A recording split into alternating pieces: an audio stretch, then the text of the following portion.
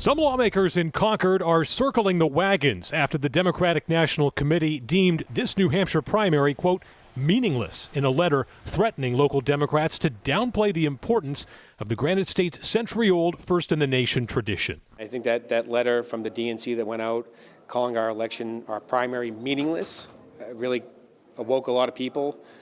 Trying to encourage elected officials to educate the public that it's meaningless. It's totally inappropriate, disrespectful to our state. Today, the Senate Election Law Committee approved a constitutional amendment to enshrine the law mandating New Hampshire hold the first presidential primary in the state constitution.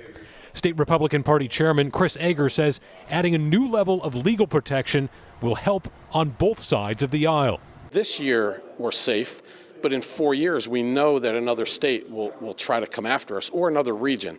Democrats appear mostly lukewarm to the idea of amending the Constitution.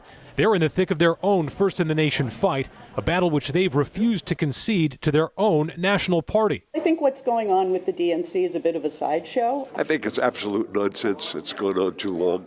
New Hampshire has a primary. We're not moving from the primary. We're first in the nation. We're going to remain first in the nation.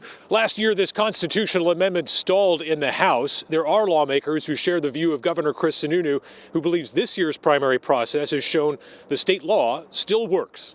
If they want to, the legislature wants to look at a constitutional amendment or something like that, that's fine. But I think the most important thing is having the law on the books that has always stood the test of time and ensured that New Hampshire's first. In Concord, Adam Sexton, WMUR News 9.